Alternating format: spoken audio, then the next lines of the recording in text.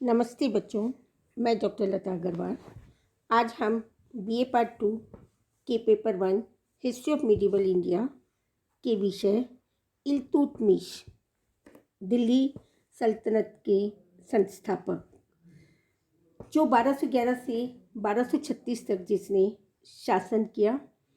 इल्तुतमिश अपने पूर्व सुल्तान कुतुबुद्दीन ऐबक का दामाद था और यही कारण है कि वह विभिन्न पदों पर नियुक्त किए गया था और अपनी रण निपुणता के कारण उसने अपनी ख्याति अर्जित की थी। ऐबक की मृत्यु के बाद लाहौर के अमीरों ने आराम शाह को सुल्तान तो बना दिया, लेकिन तुर्क अमीरों ने अली इस्माइल के माध्यम से इल्तुतमिश को दिल्ली का सुल्तान बनाने के लिए आमंत्रित किया, परंतु इल्तुतमिश के लिए यह पद कांटों भरा ताज था। इल्तुतमिश के समक्ष सबसे पहली समस्या तुर्क अमीरों की समस्या थी, जिसके अंतर्गत तुर्क राज्य को कुतुबुद्दीन ऐबक ने संगठित नहीं किया। उसको संगठित करने के लिए सिंध, मुल्तान, गजनी और बंगाल और बिहार के विभिन्न सरदारों का सामना करना पड़ा, जैसे सिंध और मुल्तान के सूबेदार कुबाचा, गजनी के ताजुद्दीन यलदोज और बंगाल के अली मर्दान खां और बिहार के खलजी सरदार मलिक ने अपने आप को स्वतंत्र घोषित कर दिया। इन सबको परास्त करने के लिए या इन सबको अपनी ओर मिलाने के लिए, इन समस्याओं का सामना करने के लिए सर्वप्रथम उसने सेना का विश्वास प्राप्त किया, हिंदू सरदारों की समस्या को पूर्ण कर उन्हें अपनी ओर आकर्षित किया। तब वह इन सरदारों का सामना तुर्क अमीरों का दमन कर सका।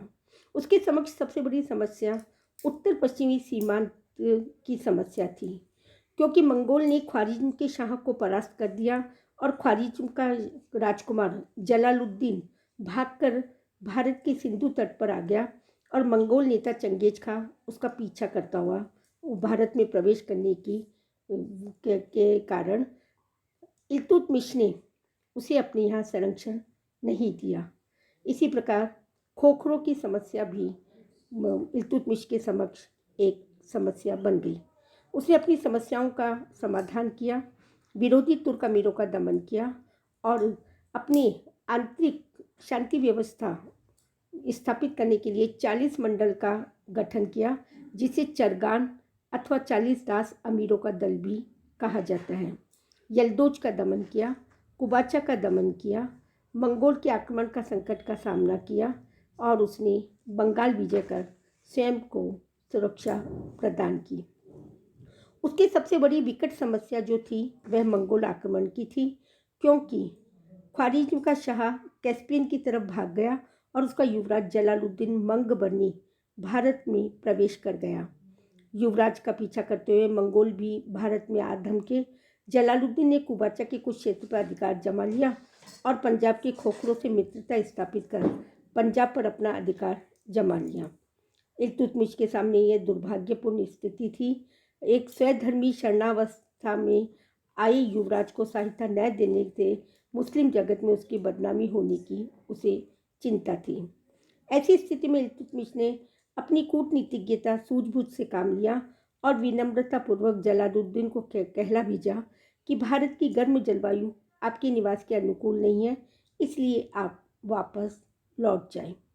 1224 में वह वापस लौट गया और लौटते ही मंगोलों ने भी भारत को छोड़ दिया।